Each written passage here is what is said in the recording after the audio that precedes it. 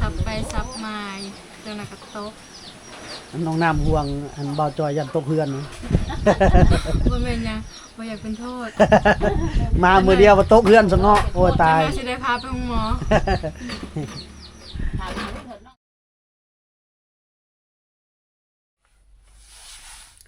สบายดีท่านผู้ชมทั้งภายในและต่างประเทศเด้อพอกับบ่จอยเส้นเก่าเส้นเคยท่านผู้ชมสิพาท่านผู้ชมไปหาน้องคนหนึ่งท่านผู้ชมเนาะมื้อนั้นบ่จอยไปกินข้าวอยู่ในห้านกับข้าวห้านนึงแล้วไปพบน้องเพิ่นท่านผู้ชมเห็นน้องเพิ่นแล้วก็ถามชื่อเสียงเรื่องนามแล้วก็ขอแนวติดต่อเพิ่นไว้เราก็อยู่บ้านดงท่านผู้ชมเนาะอยู่บ้านดงสวรรค์นี่ล่ะเดี๋ยวบ่จอยจะพาท่านผู้ชมไปหาเฮือนเราเนาะบ่จอยก็ยังบ่ทันได้รู้จักว่าเฮือนเพิ่นอยู่ใจใดมุมใดท่านผู้ชมเนาะไปทำความรู้จักกับน้องคนนี้ได้เลยเนาะท่านผู้ชมเนาะพี่เป็นสาวไทยสบายดีเด้อลืมบอกว่ามาแต่เมืองอัศพรเลยเด้อท่านผู้ชมมาแล้วมาแต่เมืองอัศพรเลยเด้อมาก็มื้อนี้ก็สิซื้อเครื่องเข้าเฮือนน้องมิมิเตรียมเฮ็ดเฮือนครัวต่อเนาะเร่งเฮ็ดเฮือนครัวก่อนสิฮอดสงกรานต์เนาะเพราะว่าสงกรานต์นี่บ่จะอากาศบ่ได้อยู่ในบ้านในเมืองเซโปนนี่อาจจะเมื่อบ้านสาวผู้ไทยอีกอาจจะเมื่อรดน้ำดำหัวแม่เฒ่าอีกเทื่อนึงเนาะแล้วก็เมืองอัศพรนี่เป็นบ้านเกิดเมืองนอนของพ่อบ่จอยเอง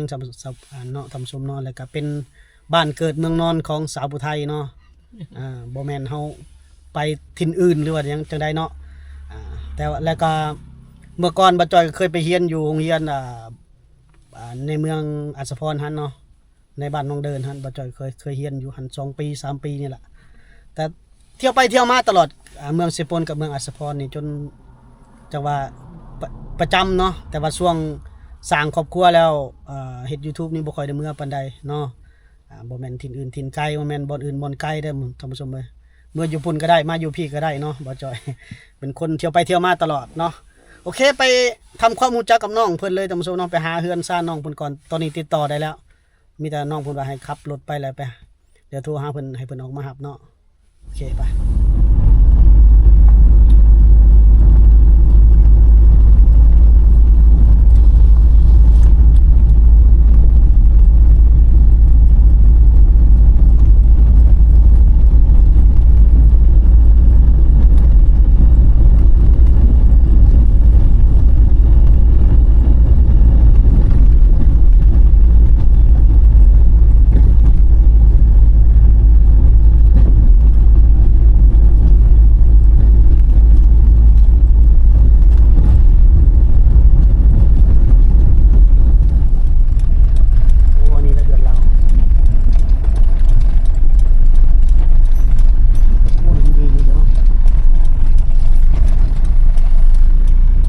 เรายืนอยู่บนท่านผู้ชมไป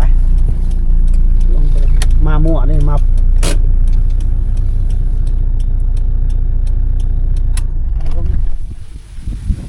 โอ้สบายดีน้องน้ำน้องน้ำเนาะโอ้อยู่เฮือนเนาะมื้อนี้เนาะไม่ได้ไปทางใดบ่โอ้อันนี้น้องเฮือนเนาะหลังพูดหรือหลังพี่ตัวเทิงเนาะป้าซะไปเฮือนไปทางใดทางยาง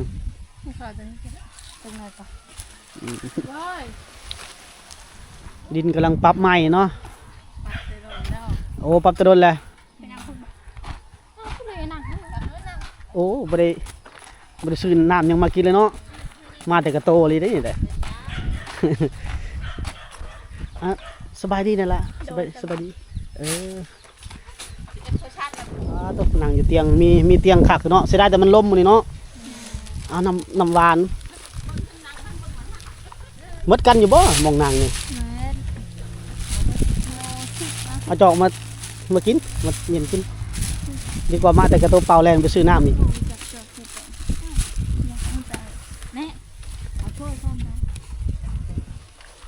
เฮือนเท่านี้กระจกกระแจกเท่านี้เนาะมองห่างๆเขตนี่เนาะแต่ก่อนอยู่ไสซะแต่ก่อนอยู่บ้านดงในแล้วก็ย้ายออกมาอยู่พี่เนาะน้องน้ำมันอยู่เฮือนกันจักคน3คนมีแม่อ้ายแล้วก็น้องโอ้มีแต่3คนมีแต่3คนเนาะในเฮือนเนาะ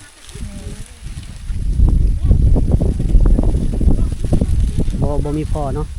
พอเสียเกิดแล้ว พ่อเสียแตะโดนแล้ว อยู่กันสาม แต่ออกมาอยู่พี่ปีตั้งปี โอ้อยู่กัน3แม่ลูกเนาะ แม่น น้องน้ำนี่เฮ็ดหยัง บ่ได้ อยู่ในเรือนนี่เฮ็ดไร่หรือเฮ็ดสวน ให้ นาเด้ บ่มี บ่มีนาเนาะ โดย โอ้เฮ็ดแต่ไร่เนาะปลูกข้าวเฮ็ดบ่ไร่ เฮ็ด ไร่ปลูกข้าวเนาะแต่ก็สวนเนาะ ส่วนบ่ได้เฮ็ดหรอก บ่ได้เฮ็ดแล้วเป็นได้คือว่าบ่ได้เฮ็ด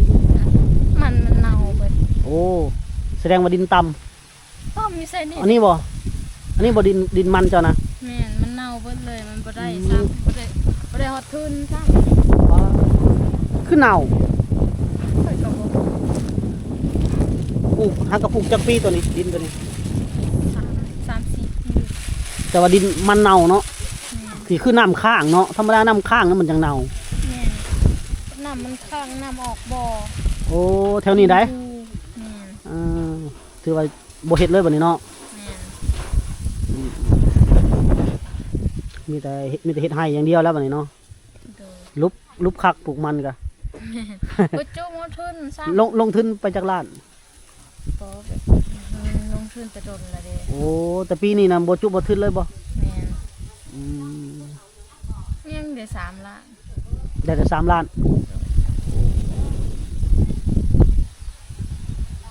ถือว่าเพิ่นลงทุนก็ปลูกมันลุบพี่เพิ่นเด้เฮือนเราก็ท่านผู้ชมเฮือนแป้นอยู่กัน3แม่ลูกเอาไฟเข้าแต่โดนแล้วบ่ล่ะไฟ ข้าวตอนออกมาใหม่ ปีหนึง บ่ฮอด บ่ฮอดปีเนาะมาอยู่นี่บ่ฮอดปีบ่ ฮอดอยู่แต่โดนละ โอ้ แต่หากเอาไฟลงยังบ่ทันฮอด โอ้เอาไฟลงนี่ยังบ่ฮอดปี โดย อ่า หากอะไร3 เดือน ก็ได้3เดือนน้องน้ำมันอยู่จักปีแหละ 15 ปี 15โอ้โอ้ลูกแม่นเลยอายุ15ปีเรียนจบอ๋อสิเฮ็ดเลย เอาแต่ป .1 ฮอดป .5 นี่ก็บ่ได้เรียนบ่ เรียนป ฮอดป .3 พออ่านออกเขียนได้อยู่บ่ .3 เวลาพิมพ์หาได้อยู่ติได้อยู่เนาะบ่สิได้ลังเทื่อบ่ได้ส่งข้อความเสียงอะนะ ยืนได้อยู่ เนาะน้องน้ำนี่เป็นคนผู้ไทยบ่หรือว่าคนชนเผ่า ไทย ผู้ไทยเนาะ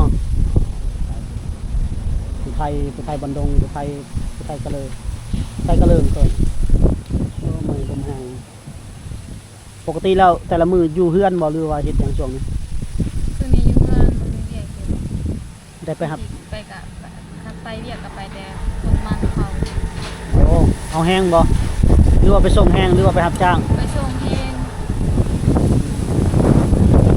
อ๋อตะลมแต่มื้อนี้นะลมดิบลมดีอะไร มีวานกันลง เฮ็ดหยังน้องน้ำ เขา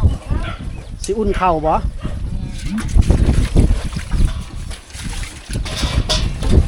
โอ้ยลมแห้งเลยท่านผู้ชม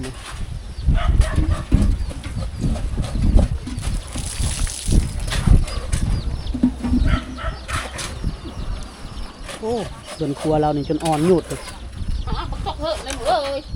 เลยโดยเอายืนน้ำอีแม่นี่ให้เป็นตาย่านเนาะ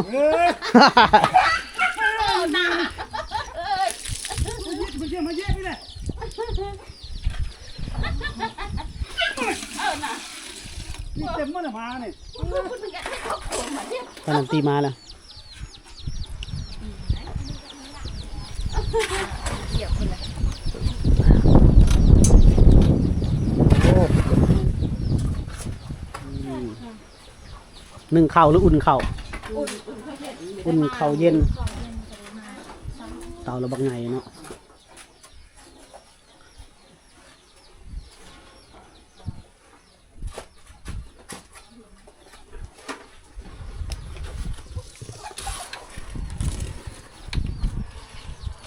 ไม่ว่าจะตกเครื่อง อยู่กัน3 คนแล้วเนาะเฮือนครัวอันเดียวเนาะ ยืนน้ำมันแม่และตะย่านเนาะเปิดคนตุ้ย แค่เรามันบ่ฮัก จะย่านเนาะ อ่า หวยนึงเข้ากับฮัน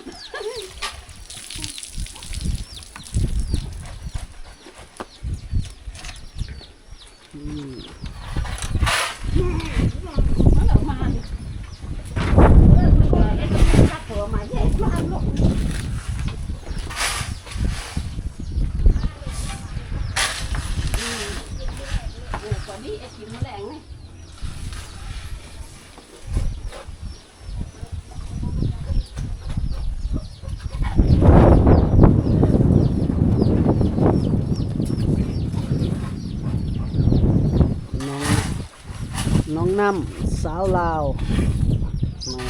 กำลังกินข้าวเย็น ได้มา บ่ได้มาข้าวเนาะ เข้าเย็นยังไงบ่ได้กิน แม่ไม่ดอกแม่ คนหน่อยเนาะ คนน้อยเลย คนหน่อยเลยกินข้าวบ่ค่อยหลายกินข้าวเย็นหนึ่งคาบเดียวก็อยากพออยู่พอกิน คนจะลบนะ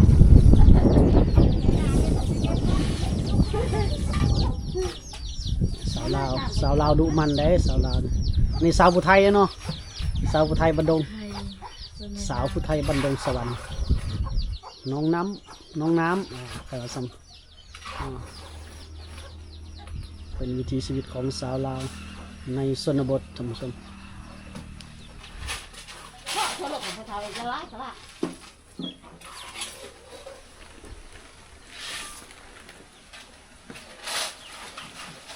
ก็แม่ยังนั่งก็บ่กินอะไรกันนะลูกตกเหินน้ำแม่ ทางแม่บันอยู่ ยังลูกตกเหินน้ำแม่บ่ ผักแทะลงตกเฮือนผู้สองผู้แห้ง พักยังนี่แหละ ก็คุม พักคมเฮ็ดอะไรกินพักอันไหน แกงหรือว่าสินึ่ง โอ้ น้ำซุปก็ได้ พักคม ลวกจำ เกินผักขมเนาะ แม่นบ้านนอกเป็นผักขม โอ้แกงใส่กระดูกพวกนั้นกระดูกหมู แกงคือกระดูกกระดู แม่ ก น หัวกระดูกไข่ แซ่บเลย โอ้ แม่แกงล่าๆนะ พักคมเนี่ยทางนี้พักคมเอาไปเห็นตอนมันอันนั้นเนาะตอนมันยังบ่เหี่ยวสิ นั่นก็มันน่ะลูกนั่น ตัวนั้นมันเป็น เป็นโทนน่ะก็มาเป็นดอกมันก็อันนี้ หนึ่งข้าวเผาไฟเฮ็ดอยู่เฮ็ดกินเนาะ เห็ดก็เป็น เฮ็ดกินบ่เป็นเนาะสาวน้ำนี่เฮ็ดกินบ่เป็นเลยท่านผู้ชมอายุ15 ปีเนาะยังบ่ได้เข้าครัวเฮ็ดกินเฮียนเอาเด้อฮะ เห็ดบ่แซ่บ เฮ็ดบ่แซ่บโอ้ก็ใส่เกลือเป็นนัวแหละเจ้าก็ มัน เนาะ บ่แซ่บ ใส่เป็นนัวหลายๆเท่าใดแห้งแซ่บ โอ้มันบ่แซ่บมันกินบ่ได้เลยค่ะ ใส่เป็นนัวหลายตัวใดแห่งดีเพิ่นว่าใส่หลายแซ่บหลายเด้ โอ้ยเวลาแต่มันกินบ่ได้ทันตี้ใส่หลายค่ะพอใส่หลายมันแซ่บบ่ใครนะมันกินบ่ได้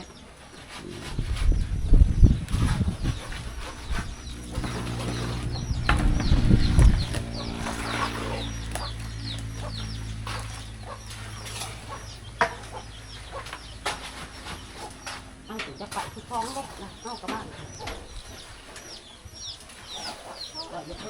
ซับไปซับมาจนกระตก น้องน้ำห่วงอันบ่าวจอยยันตกเฮือน บ่แม่นหยังบ่อยากเป็นโทษ มามื้อเดียวบ่ตกเฮือนซะเนาะโอ้ยตาย จะสิได้พาไปหาหมอ ถามลูกเถิดน้องตกเถิดน้อง ขึ้นเฮือนมื้อเดียวก็ตกเฮือนย้อนโอ้ยบ่าวจอยแห่งก็ไตข้างนั้นข้างนี้นะข้างหมอเข่าแล้วตึม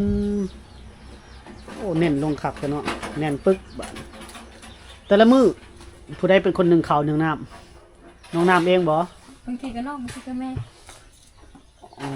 เปลี่ยนกัน ตอน เนาะ เช้าแต่แม่แล้วตอนแรกเป็นน้องนึ่งที่พื้น อ่า ตอนเช้าน้องไม่ได้ลุกแล้วนึ่งข้าว อันนี้เฮือนครัวน้องน้ำเพิ่นได้ทำเฮือนครั ต ว อนแรกเสียนึ่งพื้น เครื่องใส่ของซอยลาวประมาณนี้กันสุด หกมันหกเราต้องทายแล้วมันหกมันก็ได้แปลจากมือก่อน ไปรถยางรถ เปียกมันจับมา เป็นแอมสังกะสีเฮือนครัวเราเนาะมันยัง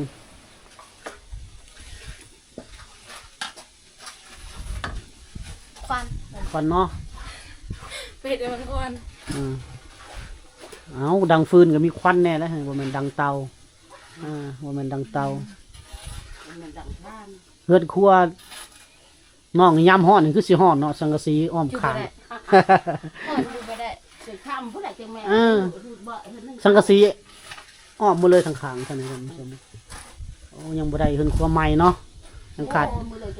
ยังขาดเฮือนครัวอีกเพิ่นก็คอยเก็บเงินขายมันนั่นแหละเฮ็ดได้จะได้เงินมัน มัน มัน เนี่ยบ่ได้เฮ็ดสวนมันเลย ส่วนมันก็ปะแหละหยุดการเฮ็ดเลยน้อง รา เพิ่นว่า คามันก็ตก ราคาก็ตกแห้งปีนี้มันก็เน่าถือว่าบ่ได้ฮอดทุนซ้ำนะน้องเพิ่นว่าลงทุนไปอัน 3-4 ล้านก็บ่ได้หยังเลย แม่นกระดำบ่จอยเองก็ยังลุกทุน พอดจะยังบ่ได้บอกว่าช่อยเม่นน่ะช่อย1,500แม่พ่อบัดไปให้น่ะได้3ล้าน โดย ค่าเชญ่าก็มีพอ อ่า ค่าพอดนั่นพอได้ทุนรถพอด2,500บัดให้ได้3ล้าน น้องน้ำก็บ่ได้ไปรับจ้างเนาะ ไปมันเป็นคนอยู่ในแม่ อุ้ยโอ้คันไปบ่มีคนอยู่นำแม่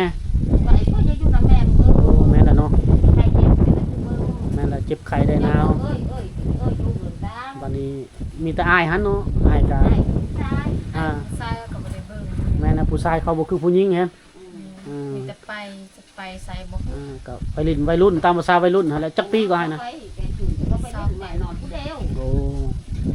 น้องน้ำเพิ่นก็บ่ได้ไปรับจ้างบ่จอยถามแม่น้องว่าบ่ไปบ่ได้ไปบ่มีคนอยู่นำแม่ย่านเจ็บไข้ได้หนาวบ่มีคนครัวคนเบิ่งเนาะก็เลยเฮาก็เลยอยู่แต่เฮ็ดอยู่เฮือนนี่ละอาศัยปลูกมันเฮ็ดไร่เฮ็ดสวนนี่ละเนาะ เข้ากินก็ไม่ได้อะเอ็นให้จะได้เข้า5-6 เป่าจะหมดได้อย่างเลยเข้า3 เป่า เด้อ ก็เปิด ได้จักเป๋าเขาให้นะ ได้10 บาท10 เป่า 10เป๋า10สอบ เดี๋ยวนี้อย่างเลย3 เป่า โอ้แม่ว่ายังเหลือ3สอบ กินหลายโพด 10สอบยังเหลือ3สอบเพราะฉะนั้นก็ได้ซื้อแล้วเนาะ เสือเด้ ซื้อแล้ว คือเลยชอบ ซื้อแล้วสอบหนึง มันมีชื่อจะหมดแล้ว แน่กินแน่เนาะเก็บ2-3 คนนี่คือเรื่องราวของน้องน้ำทำสมเนาะเพิ่นก็อยู่กัน3แม่ลูกทำสมเนาะบ่มีพอวิถีความเป็นอยู่ของเพิ่นก็ค่อนข้างจะลำบากเนาะคือเห็นนี่แหละทำสมเนาะ ลำบากเออ ทุกอย่างปักมองอยู่กัน3แม่ลูกคือว่าแล้วบ่ได้ไปรับจ้างน้องน้ำนี่ก็มีแต่ปลูกมันก็ลุกทุนรับจ้างก็ ป่วยใส่ รับจ้างก็ไปบ่ได้เพราะว่าอยู่ดูแลแม่นี่เนาะพบกันใหม่ใน EP หน้าเด้อสำหรับ EP หน้าเด้อสำหรับ EP นี้สบายดีน้องๆ สบายดี อ